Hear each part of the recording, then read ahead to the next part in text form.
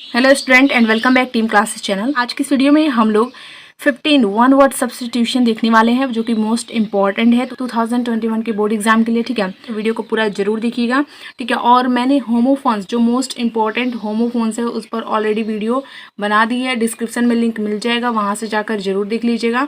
Antonyms और सिनम्स जो है उस पर भी वीडियो बन चुकी है। सो मोस्ट इंपॉर्टेंट जितने भी सारे एंटीनम्स और सिनम्स हैं उस पर वीडियो मैंने बना दी है। ठीक है, जो बार बार पूछे गए एंटीनम्स और सिनम्स, ठीक है, तो डिस्क्रिप्शन में लिंक मिल जाएगा, वहां से जाकर आप उन वीडियोस को जरूर वॉच कीजिएगा। तो चलिए आज का वीडियो स्टार्ट करते हैं, क्योंकि टाइम बिल्कुल वेस्ट नहीं करना है और आपको तैयारी बहुत अच्छे से करनी है। ठीक है, सबसे पहले मैं आपको बता देती हूँ कि वन वर्ड सब्स्टिट्यूशन होता क्या है।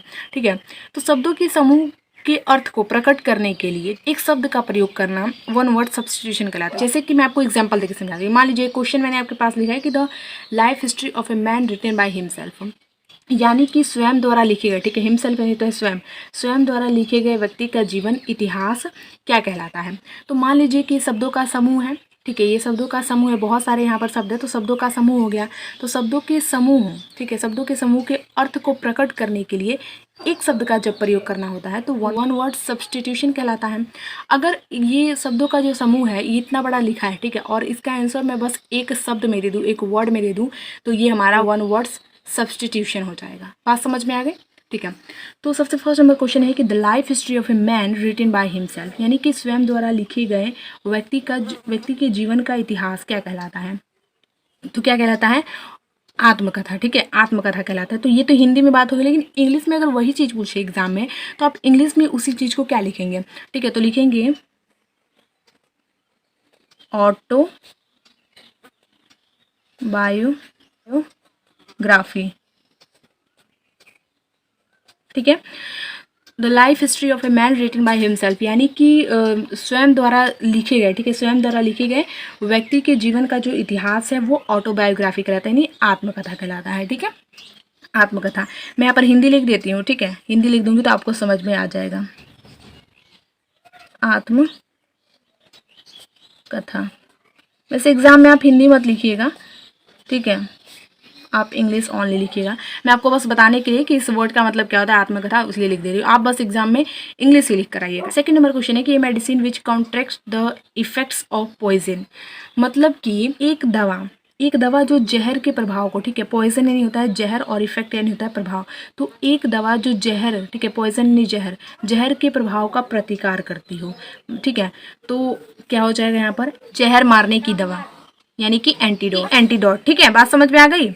अब थर्ड नंबर क्वेश्चन देखते हैं, और बहुत ही ज्यादा इंपॉर्टेंट ये क्वेश्चन है मैं जो आपको बता रही हूँ। ठीक है, तो प्लीज वीडियो को पूरा देखिएगा, इट्स हम्बल रिक्वेस्ट है। ये सब आप ही के लिए हो रहे हैं कि मतलब जितने सारे इंपॉर्टेंट क्वेश्चन है जो मैं ढूंढ कर ला रही हूँ आपके लिए, ताकि आप एग्जाम में अच्छे नंबर गेन कर सकें। ठीक है, क्वेश्चन है कि person who believes that there is no god, कि एक ऐसा व्यक्ति जो कि बिलीव नहीं करता है, ठीक है, किस पर? भगवान पर। ठीक है, यानी कि ऐसा व्यक्ति जो मानता है कि भगवान नहीं है, ठीक है, तो उसे क्या कहते हैं? उसे हम लोग कहते हैं नास्तिक। ठीक है, और जो मानता है उसे आस्तिक, तो जो नहीं मानता उसे नास्तिक कहते हैं। तो इसकी इंग्लिश क्या हो जाएगी? हो जाएगी एथिस्ट। ठीक है, यानी कि नास्तिक।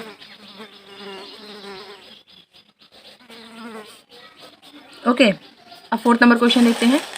फोर्थ नंबर क्वेश्चन है कि article sent from one country to another, ये COUNTRY, ये कुछ नहीं है, ठीक है, ये कुछ भी नहीं है, COUNTRY, टू अनदर, यानी कि आर्टिकल्स यानी होता है लेख। ठीक है, आर्टिकल्स यानी लेख होता है। तो एक देश से दूसरे देश में भेजे गए लेख, article sent from one country to another, यानी कि एक देश से दूसरे देश में भेजे गए लेख क्या कहलाते हैं? उसको क्या कहते हैं इंग्लिश में? कोई चीज एक देश से दूसरे देश में भेजी जाती है तो उसे क्या कहते हैं? निर्यात। ठीक है, निर्यात। तो लिखेंगे एक्सपोर्ट। ठीक है, एक्सपोर्ट यानी कि निर्यात। बात समझ में आई? निर्यात। ठीक है, अब हम लोग अगला क्वेश्चन देखते हैं। अगला क्वेश्चन है कि a man residing in a country of which he is not a citizen, यानी कि मतलब कि उस देश का वह नागरिक नहीं है लेकिन बस वहाँ का निवासी है, तो उसे क्या कहेंगे? फॉरेनर, यानी कि विदेशी। विदेशी जो होते हैं यहाँ के नागरिक तो नहीं होते। मान लीजिए कि वो इंडिया में है तो वो इंडिया के नागरिक तो नहीं है, बट यहाँ पर रह रहे हैं तो निवासी कहा जा सकता है उन्हें, ठीक है। बट नागरिक नहीं है यहाँ, मतलब कि उन्हें नागरिकता नहीं प्राप्त है इंडिया की, ठीक है। वो फॉरेनर होंगे, यानी कि विदेशी होंगे। सो लिख सकते हैं हम लोग फॉरेनर, ठीक है। फॉरेनर, ठीक है, यानी कि विदेशी। ओके। अब अगला 6 नंबर क्वेश्चन है कि अ रूम और building used for scientific experiments. It means कि एक कमरा या फिर कह सकते हैं भवन, एक कमरा या भवन जिसका प्रयोग जो साइंटिस्ट हैं वो अपने प्रयोगों के लिए करते हैं, ठीक है। उन्हें क्या कहेंगे? कहते हैं लेबोरेटरी, यानी कि प्रयोगशाला, ठीक है।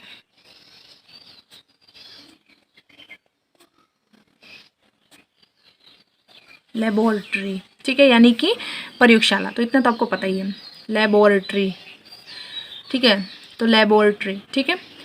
रूम और building used for scientific experiment. 7 number question है कि a child whose parents are dead, यानी कि एक बच्चा, एक ऐसा बच्चा जिसके माता पिता मर चुके हों, उसे क्या कहते हैं? अनाथ कहते हैं। लेकिन इंग्लिश में उसे क्या कहते हैं? कहते हैं ऑर्फन, अनाथ। अब अगला 8 नंबर क्वेश्चन है कि one who lives one another, यानी कि वह जो दूसरों पर आश्रित रहते हैं उन्हें क्या कहते हैं? उन्हें कहते हैं हम लोग परजीवी, ठीक है। तो इसकी इंग्लिश हो जाएगी परजीवी की पैरासाइट।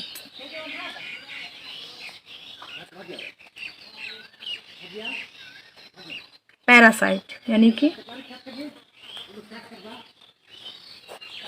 परजीवी, ठीक है। अब अगला 9 नंबर क्वेश्चन देखते हैं। अगला 9 नंबर क्वेश्चन है that can be seen through, यानी कि जिसके माध्यम से देखा जा सकता है, मतलब कि एक तरफ से दूसरी तरफ देखा जा सकता है जिसके माध्यम से। तो क्या होगा? ट्रांसपेरेंट,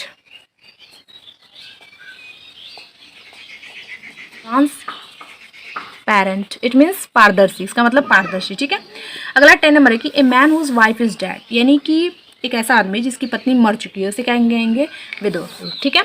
11 नंबर क्वेश्चन है कि ए डिसीज विच स्प्रेड्स और ए ओवर ए वाइड एरिया, एक ऐसी बीमारी जो विस्तृत क्षेत्र में फैलती है, ठीक है, एक विस्तृत क्षेत्र में फैलती है। तो संक्रामक रोग, जो जैसे कि कोरोना वायरस तो पूरे विश्व क्षेत्र में, पूरे विश्व में फैल चुकी है, ठीक है। तो इसकी इंग्लिश हो जाएगी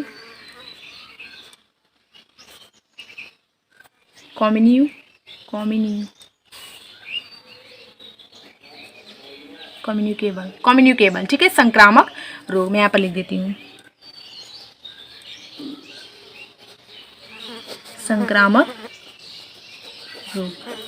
अब अगला है 12 नंबर क्वेश्चन कि that which can not B tamed, इसका मतलब कि जिसे वश में नहीं किया जा सकता है। तो जिसे वश में नहीं किया जा सकता कौन है? सबको तो वश में किया जा सकता है, लेकिन जो जंगली जानवर हैं उन्हें जल्दी वश में नहीं किया जा सकता। थोड़ा माइंड का यूज़ जब आप करेंगे ना, मतलब कि थोड़ा सोचेंगे, अगर आप मान लीजिए कि क्वेश्चन भूल गए, आपको नहीं याद आ रहा है, तो थोड़ा बहुत उसे पढ़ कर देखिए, आपको समझ में आएगा कि किसके बारे में बात हो रही है, ठीक है। तो आप लिख सकते हैं, और एक वर्ड तो लिखना है, उस पर आपको नंबर मिल जाएगा, ठीक है। तो 3 नंबर आसानी से आप पा सकते हैं, ठीक है। तो that which can not be tamed, यानी कि जिन्हें वश में नहीं किया जा सकता, वाइल्ड यानी कि जंगली, ठीक है, जंगली। अगला 30 नंबर है कि murder of one self, murder of one self यानी कि स्वयं की हत्या। स्वयं की हत्या क्या कहलाती है? सुसाइड, सुसाइड यानी कि आत्महत्या। 40 नंबर क्वेश्चन है कि a person who has done something wrong, यानी कि एक व्यक्ति जिसने कुछ गलत किया हो, एक व्यक्ति जिसने कुछ गलत किया हो, तो उसे क्या कहते हैं? एक व्यक्ति जिसने कुछ गलत किया हो, अब उसे हम लोग कहते हैं अपराधी, ठीक है। तो उसे हम लोग क्या कहते हैं? उसे हम लोग कहते हैं अपराधी। तो क्या हो जाएगा यहाँ पर? कॉन्विक्ट यानी कि अपराधी, ठीक है, अपराधी, ओके। अगला 15 नंबर क्वेश्चन जो कि लास्ट क्वेश्चन है, ट्रैवलर इन स्पेस, यानी कि स्पेस में या फिर कह सकते हैं कि अंतरिक्ष में यात्री, ठीक है। अंतरिक्ष में यात्री जो होते हैं उन्हें कहते हैं अंतरिक्ष यात्री, ठीक है। अंतरिक्ष में जो यात्री होते हैं उन्हें कहते हैं अंतरिक्ष यात्री, ये ट्रैवलर इन स्पेस, या फिर, ठीक है।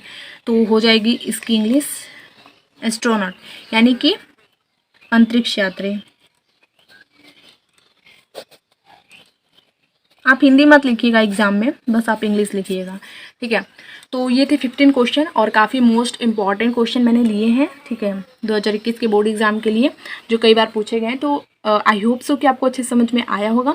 एंड माय डियर स्टूडेंट, अगर वीडियो पसंद आया हो तो वीडियो को लाइक कर दीजिएगा। एंड चैनल पर पहली बार आए हैं तो टीम क्लासेस चैनल को सब्सक्राइब करना बिल्कुल मत भूलिएगा, ठीक है। टीम क्लासेस चैनल को सब्सक्राइब कर दीजिएगा ताकि जब भी मैं वीडियो अपलोड करूँ तो उसका नोटिफिकेशन आपको मिल जाए, ठीक है।